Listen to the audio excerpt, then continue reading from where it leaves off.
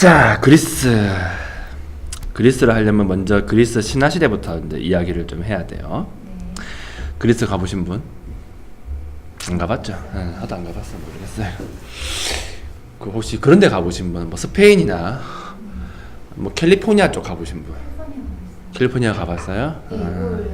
자, 이 날씨를 봐야 돼요. 그 소위 말하는 그 지중해성 기후라고 하는 거, 그죠? 뭐 안 가봐서 모르겠고 안 살아봐서 모르겠는데 뭐 살기는 좋다라고 얘기하죠. 아무리 추워도 영하로 안 떨어지고 아무리 더워도 30도 이상 넘지 않으며 보통 그래요.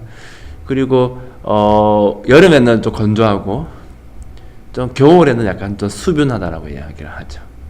근데 기본적으로 좀 날씨 온도가 적당한 온도가 계속 유지가 되고 그러면은 그 동네 자체가 어떻겠어요? 전반적으로 봤을 때 아무래도 또 뭐 농작물이나 이런 게 좀 잘 됐을 테고 먹을 게 많고 농작물도 많고 살기도 좋고 한마디로 말하자면 척박하지가 않다는 거. 그런 축복받은 환경 속에서 살아가는 사람들이 어떤 걸 남겼을 것인가, 요게 핵심이 되는 거예요. 그러니까 사실 그 그리스 예술 같은 경우에는 좀 독특하거든요. 그렇잖아요. 그리스에서 만든 뭐 조각상이나 이런 것들을 다루는 데서 나온 적이 있나요? 본 적 없죠.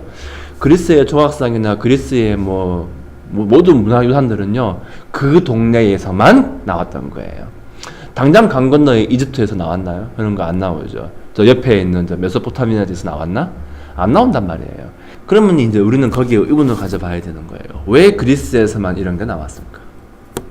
무엇이 그리스에서만 이런 게 가능하게 했을 것인가? 보통 우리가 그리스 권력이라고 하면요, 일단 우리는 현재는 그리스를 여기까지만 그리스라고 생각하잖아요, 그죠? 여기 요 지역하고 그 다음에 요 부분 있죠. 지금 터키 지방이긴 한데 옛날엔 여기도 그리스 권력이었어요. 여기. 그러니까 우리가 흔히 생각하는 그 트로이라고 하는 것, 그 나라는 요쯤에서 발견됐고요. 그 다음에 요 위에 요거 보이죠? 무슨 나라예요?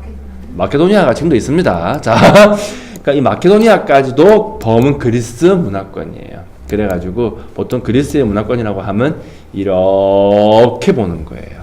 이렇게, 알겠죠? 그리고 크게 네 파트로 나누어서 이해를 해야 돼요. 네 가지 권력으로 나뉘어요. 첫 번째는 이쪽 계통, 여기 하나고요. 그 다음에 여기 크레타 있는데 여기하고 여기 트로이 문명권 하고요. 알겠죠? 하나가 더 있어요. 어디 것 같아요? 여기 중간에 섬 많이 보이죠? 섬. 이 섬이 생각보다 커요. 그러니까 여기를 이제 키클라데스 군도라고 부르거든요. 그래서 키클라데스 문명권. 이래가지고 크게 네 가지로 나누어진다라고 하는 거 이해하시면 되고. 자, 우리가 일단 먼저 배워야 될 거는 그 누구냐? 호메로스의 이제 책을 먼저 봐야 돼요. 호메로스의 책은 총 두 권이 있죠. 뭐랑 뭐가 있습니까? 일리아드하고 오디세이아하고 있죠. 순서가 어떻게 돼요? 오디세이아가 먼저 하고 그 다음에 일리아드를 봐야 되죠. 자, 거기서도 중요한 건 뭐냐면 일리아드예요. 자, 일리아드는 어떤 내용이 적혀 있어요? 일리아드 같은 경우는 트로이 전쟁의 과정을 적어 놓은 거예요. 그래서 그리스의 여기 이 스파르타 지역을 지배하고 있었던 한 왕이 이제 트로이로 전쟁을 하러 간다라고 하는 거. 배 타고 갔으니까 당연히 이쪽이거든요. 그래가지고 이 책을 정말로 재밌게 봤었던 어느 고고학자가 이름 까먹었는데 한 명 있었는데 그 사람의 일생의 소원이 뭐였냐면 트로이 문명을 발견하는 거였죠. 대부분의 사람들은 트로이는 없다, 이건 그냥 신화 속의 그냥 도시다 라고 이야기를 했는데 이 사람은 기어코 뒤지고 뒤진 데다가 얘가 또 돈이 많았어요. 그러니까 집안 재산 전부 다 탕진 다 해가면서 이 일대를 뒤졌고 결국은 발견을 했죠. 그러니까 트로이는 이제는 역사 안에 들어온 거예요. 이 호메로스가 쓴 일리아드가 왜 중요하냐면은 글을 쓴 방식 때문에 그래요. 자, 이 책을 볼 때 중요한 게 뭐냐면 아킬레우스가 그 전쟁을 할 때 그 무기를 만들어야 될 거 아니에요. 방패하고 칼하고 그걸 누가 만들어줬냐가 중요하거든요. 자, 그럼 누가 만들어줬냐면은 그 대장간의 신이 만들어졌어요. 이게 이름 뭐야? 헤파이스토스. 자, 이 신이 만들어주게 되죠. 자, 일리아드 얘기를 좀 해보자면, 자, 전쟁이 터진 이유가 뭐였어요? 요것 때문이죠. 이거 루벤스가 그린 그림이에요. 제목은 파리스의 심판. 어떤 내용이에요, 이게? 모르시는구나. 어느 날 그 그리스 신들 사이에 황금 사과가 하나, 얘가 들고 있는 거 요거 보이죠? 요게 황금 사과예요. 그렇죠? 황금 사과가 하나 툭 던져지게 돼요. 그리고 옆에 메모가 하나 있었는데 세상에서 제일 예쁜 여신 얘기. 예, 붙은 거죠. 그러면 이제 거기 여신들이 되게 많잖아요. 일단 유명한 애들은 누가 있어요? 3명. 아프로디테, 또 헤라하고 또 유명한 애 누가 있지? 아테네. 이렇게 이 3명이 이제 내가 제일 예쁘다 싸움이 붙은 거예요. 그러니까 뭐라고 어떻게 할 수 없잖아요. 그래서 얘들이 어떻게 하냐면은 트로이의 왕자가 둘째 왕자 이름이 파리스인데 얘가 약간 좀 예쁜 애를 되게 좋아하는 애 타입이야. 그래가지고 얘한테 가서 심판을 받자라고 얘기하는 거죠. 그게 파리스의 심판인 거예요. 아무튼 그렇다 치고, 자, 그래서 이제 요 3명이 이렇게 내려와가지고 이제 누가 제일 예쁘냐라고 하는 거죠. 근데 이때 이제 약속을 하나씩 해요. 헤라 같은 경우에는 네가 날 뽑아주면은 세계의 지배권을 주겠다. 아테네 같은 경우에는 전쟁에서의 승리를 주겠다. 아프로디테는요? 세상에서 제일 예쁜 여자를 주겠다. 라고 약속을 한 거예요. 자, 이 사람 누구 선택했을 것 같아요? 다 필요 없다. 난 세상에서 제일 예쁜 여자를 내가 선택하겠다. 라고 하게 되고, 그래서 아프로디테 손을 들어준 거예요. 그러면 이 당시에 세상에서 제일 예쁜 여자는 누구였을까? 그 그리스에 헬레나라는 여자가 있었거든요. 그러니까 걔가 이제 제일 예쁜 여자가 된 거죠. 뭐 잡아다가 준 게 아니고 그냥 딱 첫눈에 사랑에 빠지게끔 해주게 돼요. 그러니까 한 날은 이제 어떻게 됐냐면은 그 트로이의 첫째 그 왕이 그 그리스 쪽으로 이제 그 잠깐 동안 그 사절을 좀 보내게 돼요. 그래가지고 그 첫째 형이랑 동생이랑 같이 가게 되거든요. 근데 가보니까 헬레나가 있는 거야. 보자마자 둘이 그냥 뿅 가버린 거예요. 근데 아프로디테가 뭐라고 약속했어요? 예쁜 여자 준다고 했지. 예쁜 여자가 어떤 상태인지는 내가 말한 적 없다는 거야. 유부녀였던 거예요, 그 여자가. 근데 유부녀였는데도 불구하고 둘이 그냥 눈이 맞아가지고 그냥 뿅뿅뿅 하다가 어떻게 하는 줄 압니까? 파리스가 그 여자를 납치해버려요. 그러니까 요 그림은 이제 파리스가 헬레나를 데리고 도망치는 장면을 이제 그려놓은 거예요. 이거 보고 이제 헬레나의 납치. 뭐 납치라고 하긴 그렇고 그냥 지가 원해서 간 거예요. 그렇게 해서 데리고 가버린 거죠. 그러면은 제 세상에서 제일 이쁜 여자를 데리고 있던 그 남편은 기분이 어떻겠어요? 안 좋겠죠. 그래야 전쟁 터진 거예요, 이게. 그래서 전쟁 터졌어요, 이게. 그래가지고 얘가 너무 화가 나가지고 자기 형을 찾아가요. 자기 형이 그리스의 지배자였거든요. 그래가지고 내가 참을 수가 없다. 전쟁하자 해가지고 이제 또 마침 여러 가지 정치적인 이유도 있었고, 그래서 이제 전쟁이 터진 거였죠. 그러니까 그리스에서 대함대를 이끌고 이제 트로이로 간 거예요. 함락은 잘 안 됐죠. 자, 옛날에 우리가 보통 그리스, 그러니까 호메로스가 묘사하고 있는 그리스의 당시의 그 전쟁의 특징을 좀 알아야 되는데, 보통 전쟁을 하면 누가 전쟁을 수행합니까? 국민들. 그렇죠. 일반 사병이 전쟁을 많이 수행을 하죠. 그죠? 그런데 고대에 쓰여진 책에서 전쟁을 묘사할 때는 어떤 식으로 묘사할 것 같아요? 삼국지 본 적 있으신 분? 봤죠? 응. 삼국지에서 전쟁의 승패는 어떻게 갈렸어요? 지휘자죠. 아주 유명한 장수, 그죠? 그리고 군사. 그러니까 쉽게 말하자면 지휘자가 어떤 사람이냐에 따라서 전쟁의 승패가 갈리는 거예요. 뭐 그 밑에 뭐 병사들이 어떻는가 그런 부분에 대한 묘사가 삼국지 안에 있었어요? 없어요. 그렇죠? 항상 장군 위주, 군사 위주. 그 장군이 얼마나 위대한가. 그리고 또 장군들끼리 막 싸움 붙기도 하고, 그죠? 그런 것들 위주로 묘사가 되는 경우가 많다는 거예요. 그게 뭘 의미하겠어요? 고대에는 약간 좀 전쟁을 묘사하는 방식이 어떤 영웅 위주의 그런 식으로 묘사를 하는 경우가 많다는 거예요. 동양이든 서양이든 똑같아요. 그래가지고 일리아드 내에서도 전쟁을 한다. 분명히 병사들 이끌고 갔잖아요. 그죠? 하지만 병사들 개개인에 대한 묘사는 전혀 없어요. 그럼 누구만 나오겠어요? 위대한 영웅이 나와야 되는 거예요. 그래서 그리스 세계에서 제일 위대한 영웅은 아킬레우스였고, 트로이 세계에서 제일 위대한 영웅은 그 파리스 형인데 헥토르라고 하는 애가 있었어요. 이 둘이 싸움을 겁나 잘하는 거예요. 자, 그러면은 어느 쪽이, 그러면은 전쟁을 할 때 어느 쪽이 훨씬 더 싸움을 잘하느냐? 간단해요. 그냥 그 위대한 영웅이자 장군이 참전을 하면은 우세한 거예요. 하지 않으면 열세인 거예요. 뭐 다른 건 관심 없어요. 자, 그런 식으로 전쟁의 판도가 흘러간다는 거예요. 자, 누구 위주? 영웅 위주의 영웅. 알겠죠? 근데 이제 이 아킬레우스가 당시 그리스 세계에서 헥토르에게 맞설 수 있는 가장 위대한 영웅인데 얘가 참전을 안 합니다. 왕이랑 사이가 별로 안 좋았거든요. 그래가지고 참전을 안 하게 되고, 그러니까 헥토르가 있는 트로이가 뚫리지가 않는 거예요. 누가 없으니까. 아킬레우스가 없으니까. 그게 다예요, 그냥. 무슨 전략의 우위라든지 뭐 병사들이 뭐 어떻게 하는지 1도 관심 없어요. 오로지 하나, 누구? 영웅이 탐난을 했는가 안 했는가, 거기에서 그냥 갈리는 거예요. 그러니까 초반에 그리스가 좀 고전을 하는 이유가 뭐냐면 그냥 아킬레우스가 참전을 하지 않았기 때문에. 그러다가 뒤에 가면 아킬레우스가 참전을 하거든요. 왜 했을 것 같아요? 아킬레우스의 가장 친한 친구이자 사촌 동생이었던, 이름은 까먹었는데 아무튼 걔가 그 아킬레우스의 투구를 쓰고 이제 헥토르랑 붙은 거예요. 그러니까 이제 당연히 졌겠죠. 그러니까 걔가 죽임을 당하게 되는 거야. 그러니까 그것 때문에 얘가 열받아가지고 아킬레우스가 참전을 결심하게 돼요. 자, 얘가 전쟁에 참전한다고 하니까 엄마 마음이 어떻겠어요? 또 불안불안하거든요. 왜냐면 상대가 누구예요? 헥토르거든. 그러니까 둘 중 하나 죽어야 되는 거예요. 둘 중 하나가 죽어야 전쟁이 끝나는 거예요. 알겠죠? 왜냐면은 이 전쟁은 병사와 병사의 싸움이 아니에요.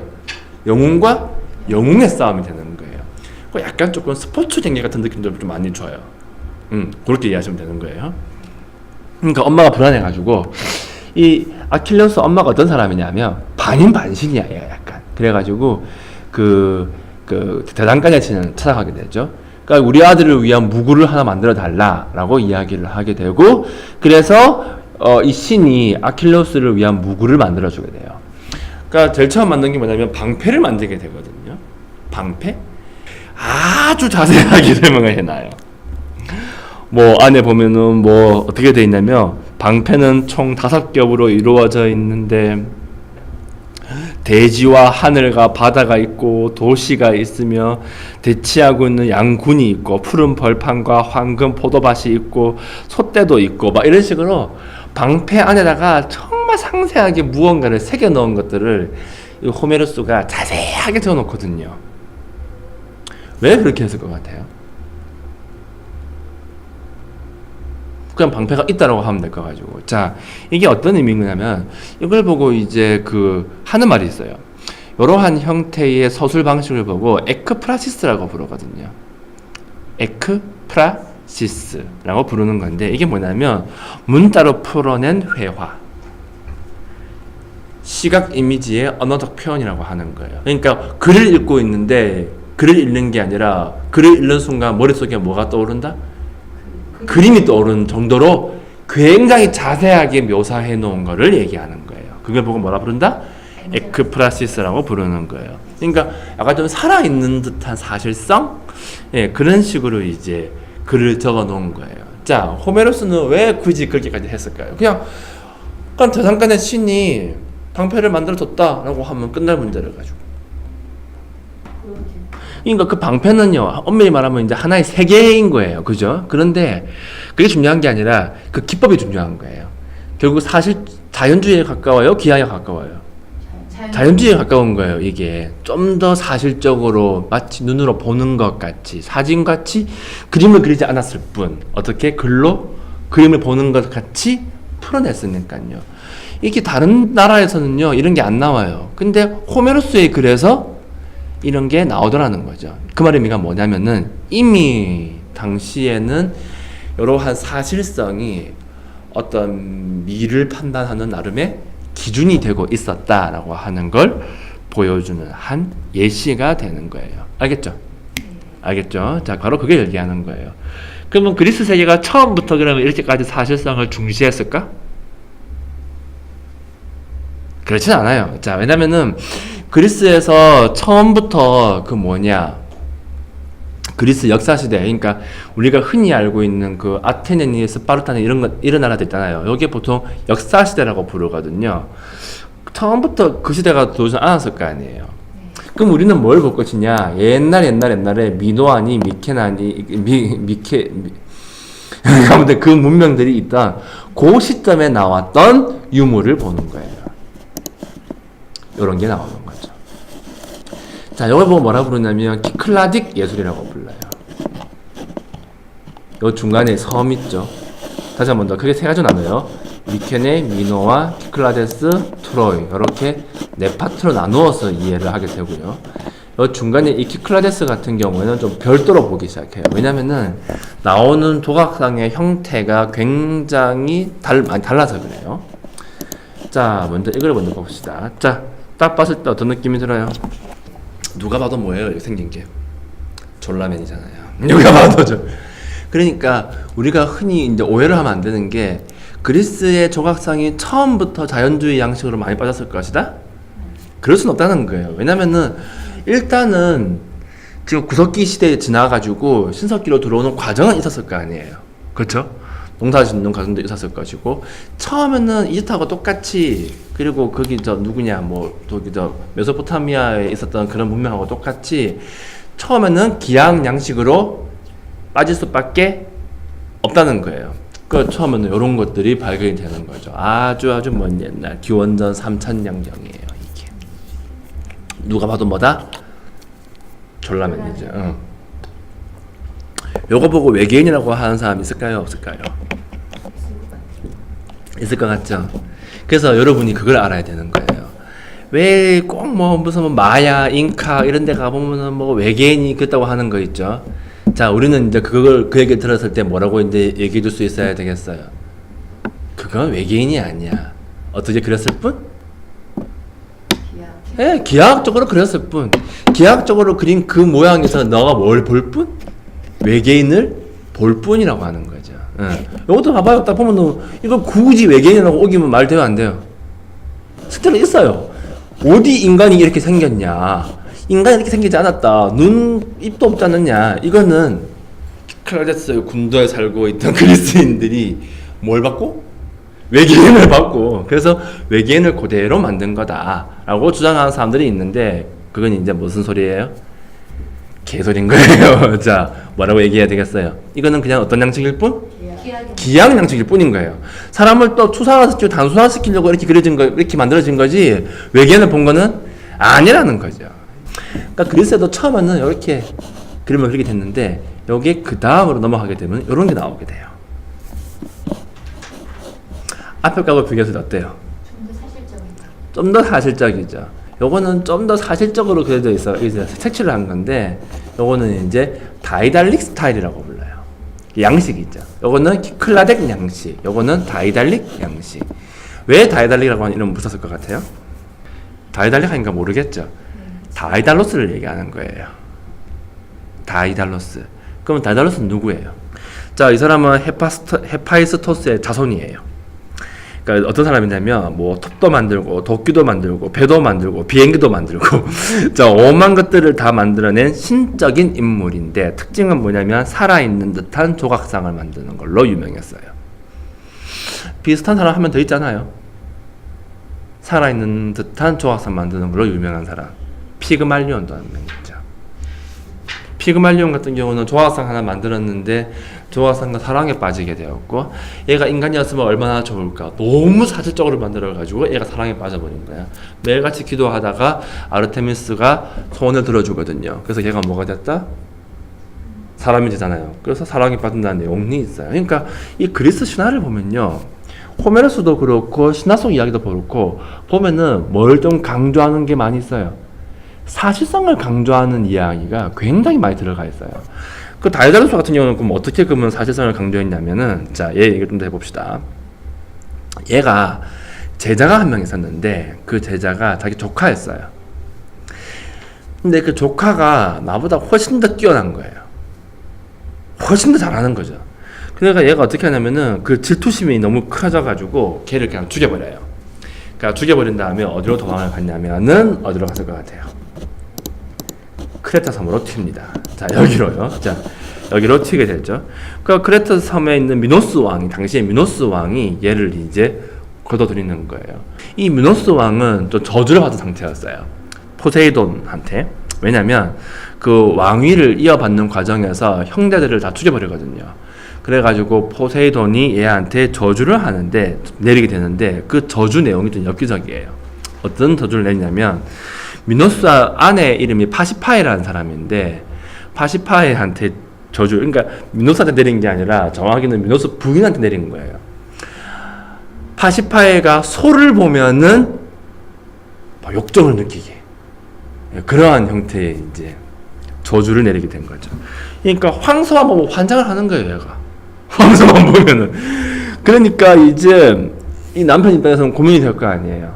그러다가 이제 다이달로스가 도망을 오게 되었고, 이 파시파에가 어떻게 하냐면은 다이달로스한테 요청을 하는 거야. 어떻게 요청을 하냐면은 커다란 암소 조각상을 하나 만들어 달라. 그러면 내가 그 암소 조각상 안에 들어가 있을 거야. 어? 네가 그렇게 사실적으로 잘 만든다며. 그러니까 암소 조각상을 똑같이 만들어 가지고 지나가던 숫소가, 황소가 지나가다가 오에 하면서 이제 그 암소 조각상을 겁탈할 수 있을 만큼 사실적으로 만들어. 똑같이 만들어. 그러면 내가 그 안에 들어갈 테니까. 그렇게 한 거예요. 그냥 이제 내용이 좀 역교적인데, 그렇게 해서 다이달로스가 조각상을 만들어줬어요. 그래서 파시파에가 안에 들어갔고 황소가 덮친 거죠. 그렇게 해서 파시파에가 뭘 가졌다? 임신을 한 거예요. 얘가 황소 그걸 받아가지고. 자, 그렇게 해서 이제 아기를 낳아요. 그러면 뭐겠어요? 걔는 반인 반소. 그게 누구예요? 유명한 거 있잖아요. 그게 미노타우로스가 되는 거예요. 미노타우로스가 되는 거죠. 자, 아무튼 돌아가서 얼마나 사실적으로 길었길래 황소가 지나가서 덮쳤고, 아무튼 그렇게 돼가지고 이제 미노타우로스를 낳게 되는 거죠. 자, 그러면 이 괴물을 어떻게 해야 될 것인가? 골 때릴 거 아니에요. 그래서 또 요청해요. 이 미노스 왕이 이 다이달로스를 죽여버릴까 하다가 죽이진 않고 이 미노타우로스를 가둘 수 있는 궁을 하나 만들어라. 무슨 궁이에요? 미궁을 하나 만들었으면 좋겠다라고 요청하게 되고, 그래서 아주 거대한 미궁을 하나 만들게 되죠. 그러니까 거기다가 미노타우로스를 가둬놓는 거예요. 그다음부터 어떻게 할게요? 1년마다 한 번씩 이제 제물을 바치는 거예요. 어떤 제물을? 여자들을 많이 바친 거죠. 그러니까 또 골 때리는 거예요. 매년마다 누가 거기 들어와서 죽을 거냐. 그러다가 어느 날 지나가던 한 남자가 있었죠. 그 남자는 누굴까요? 테세우스. 그 미노스 왕한테 딸이 한 명 있었는데 그 딸한테 얘가 훅 빠진 거예요. 그래가지고 내려가게 되죠. 그래가지고 이제 약속을 하는 거야. 내가 만약에 미노타우로스를 없앤다면은 당신 딸을 나한테 주겠느냐? 라고 말을 하게 되고, 미노스 왕이 약속을 지키는 거예요. 하지만은 이 사람 생각했던 거지. 거기는 미궁이니까 들어가면 못 나오거든요. 그러니까 이 여자는 또 테세우스를 가고 싶은 거야. 왜냐면 잘생겼으니까요. 그래가지고 여자애가 어떻게 하냐면은 다이달로스한테 가서 물어보는 거예요. 어떻게 해야 저 미궁을 탈출할 수 있습니까? 라고 물으니까 뭐라고 얘기해줬을까요? 실을 가져가라고 얘기하죠. 실을 가지고 쭉 따라오면 될 거 아닌가? 기발하다 해가지고, 그래서 테세우스한테 패를 하나 주게 되고, 그거 자꾸 풀어가면서 들어가서 미노타우로스 죽인 다음에 빠져나온 거예요. 그리고 여자 데리고 가버린 거죠. 자, 미노스 왕은 또 화가 날까 안 날까? 화가 나는 거예요. 둘째 딸을 잃어버렸으니까. 그러니까 너무 화가 나가지고 어떻게 하냐면은 다이달로스를 갖다가 그 미궁에다가 가둬버려요. 그 아들이랑 같이. 아들이 누굴 것 같아요? 아들이 이카루스예요. 그래가지고 다이달로스랑 이카루스를 거기다가 가둬버리게 되고, 그 실패가 없으면 나올 길이 없거든요. 그러니까 다이달로스가 그 안에 갇힌 채로 고민을 하는 거야. 어떻게 하면 나갈 수 있을까? 어떻게 할게요? 날개를 만들었죠. 그러니까 날아가자 해가지고 이제 그 날개를 만들어가지고 무슨 뭐야 천장이 뚫렸나 봐요. 그래가지고 날아서 이제 탈출을 하게 되는 거예요. 근데 이카루스가 날아보니까 너무 좋았던 거예요. 와 아버지 너무 좋아요 하고 하다가 어디에 다가섰어요.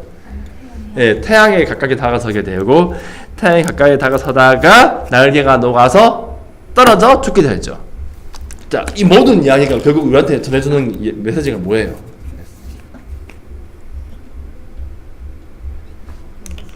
잘 생각해봐요. 날개를 만드는 까지는 좋다 이거야. 오케이, 다 좋은데 어차피 다이달로스는 사실적인 걸 만드는 걸로 유명한 애였으니까. 근데 이 이야기는 그 이상을 담고 있어요. 상식적으로 생각해봐요. 만약에 신화 속의 이야기이기만 했다면은 이카루스가 태양에 가깝게 다가섰다고 해서 그게 떨어져 죽겠어요? 안 죽거든요. 근데 이게 밀랍으로 만들다 보니까 태양에 가까워지니까 녹아서 날개가 떨어져가지고 추락해서 죽었다는 말이 되는 거예요. 그거 자체는 이야기가 사실적이에요? 아니면 환상적이에요? 사실적이죠. 근데 이야기 무슨 말인지 알겠어요? 그러니까 이 그리스 신화를 가만히 보고 있으면은 신화니까 무조건 환상적인 이야기만 들어가 있어야 할 것 같은데 계속 뭐가 가미되어 있어요? 사실성이 계속 가미되어 있는 거예요. 그리고 또 이야기 표현하는 것도 보고 있으면은 뭐 암소를 만들었는데 조각상을 만들었는데 암소가 너무 진짜 같아가지고 지나가던 수소가 뭐 어떻게 뭐 건드렸다 이런 이야기도 있고 하늘 날아가다가 떨어지기도 했다 이런 이야기도 적혀 있고 결국 이 다이달로스 신화를 통해서 우리가 알 수 있는 건 하나밖에 없는 거예요. 역시 뭘 중시한다? 사실성을 중시한다고 하는 거죠. 호메로스의 일리아드를 봐도 다이달로스의 신화를 봐도 결론이 나는 거예요. 뭘 중시한다? 사실성을 중시한다는 거.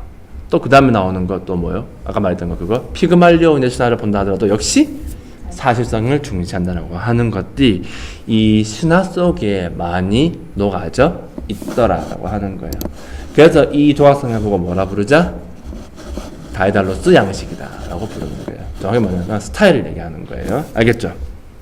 이게 기원전 7세기쯤이거든요. 아까 전에 본 거는요. 요거는요. 기원전 3000년경. 그러면 2400년이 지난 이 시점에 요런 게 나왔다. 훨씬 더 뭐하더라? 사실적이더라. 발견된 곳은 어디다? 크레타사입니다. 그러니까 이제 이름을 붙여줘야 되는데 신화에서 가져와서 뭐라 부르자? 다이달로스 양식이라고 부르자 라고 하는 거예요. 알겠죠? 그럼 왜 이렇게까지 사실성을 중시하는 방향으로 그리스에서만 이러한 형태의 조각상들이 발전하기 시작했을까? 이 기후 조건이 주는 이 차이점이 이 그리스인들에게 약간의 어떤 여유를 줬을 것이고 그것이 무언가를 다르게 생각할 수 있는 차이를 부여한 거예요. 어떤 걸 다르게 볼 수 있는 차이점이겠어요? 얘네들 같은 경우에는 자연에 대한 관심이 좀 높았던 거예요. 왜 물은 항상 위에서 밑으로 흐르는 걸까? 이런 거. 물은 무엇일까? 불은 무엇일까? 이 대지는 왜 생긴 것일까? 또 그리스의 신들은 좀 뭔가 또 느낌이 좀 다르잖아요. 다른 동네 신하고 비교했을 때 뭐 달라요? 인간적이죠. 훨씬 더 인간적이에요. 그 여유가 사람들한테 생각을 좀 달리하게 됐던 것이고 그러니까 그 여유가 신들을 좀 다르게 바라볼 수 있게 했을 것이고 그러니까 그리스의 신들은 좀 더 인간적이었고 그리스인들은 항상 뭔가 자연물을 관찰하게 되었고 그리스의 신들은 나와 다를 게 없었던 것이고 그리스의 신들을 굳이 절대사로 만들 필요도 없었던 거예요. 그게 그 동네의 특징이에요. 자, 그러다 보니까 신화 속에도 보면은 사실성이 굉장히 많이 들어갈 수밖에 없는 거예요. 그러니까 자 처음에는 다시 한 번 더 옛날 구석기 시대에는 어떤 양식이었다? 자연주의 양식을 따를 수밖에 없어요. 자 그러다가 문명이 생기면서 기하학적으로 훅 넘어오게 되는 거죠. 대부분 여기 머물러요. 그런데 그리스 애들은 어디로 왔다? 점점 자연주의 쪽으로 빠지게 되는 거예요. 그래서 이렇게 볼 수 있는 거죠. 자연주의에서 기하학. 처음에는 키크라테스는 완전 기하학이잖아요. 그죠? 그러다가 다이달로스 쪽으로 갔다 좀 더 자연주의 쪽으로 좀 더 요것들 봅시다 이제. 자 요거 그러면 그 다음 뭐가 나오느냐 요게 이제 아나피소스의 크로스상이라고 하는 거예요. 그래서 이제 요게 나오는 요 시점부터는 이제 여기 이제 기원전 750년 경이거든요. 그래가지고 요게 나오던 출토되는 시점부터 아르카이크 시대라고 불러요. 아르카이크 시대. 그래서 이때부터는 뭐라 부르겠다? 역사 시대로 보겠다라고 하는 거예요. 자, 그래서 기원전 750년부터 기원전 492년까지 요때를 아르카이크 시대라고 불러요. 왜 기원전 492년일까요? 492년도에 기원전 492년도에 페르시아 전쟁이 터지거든요. 그게 아주 중요한 전쟁이에요. 기원전이죠, 아직까지. 자, 그렇게 해서 이제 그리스인들의 그러면 역사 시대 같은 경우에는 크게 세 가지로 나눠요. 아르카이크 양식이 지배하고 있는 아르카이크 시대, 그리고 페르시아 전쟁이 끝난 이후부터 나오게 되는 고전주의 시대, 그 다음에 마지막으로 헬레니즘 시대, 이렇게 나뉘게 되는 거예요. 그래서 아르카이크 시대에 나오는 조각상들은 주로 이러한 형태를 띠게 돼요. 그러니까 이것들을 보고 퉁쳐가지고 뭐라고 부르냐면 크로스상이라고 부르게 되죠. 특징이 있어요. 뭘까요? 한 발짝 내딛은 거 보여요? 네. 그렇죠. 이 크로스상의 특징이 뭐냐면은 발을 항상 한 발을 딱 내딛어 있는 형태예요. 결국 운동선을 보여주는 거거든요. 또 묘사를 한번 봐봐요. 근육이나 이런 게 어때요? 좀 더 사실적이죠. 요거는 코레라고 하는 조각상인데 얘보다는 조금 더 후대예요. 어때요?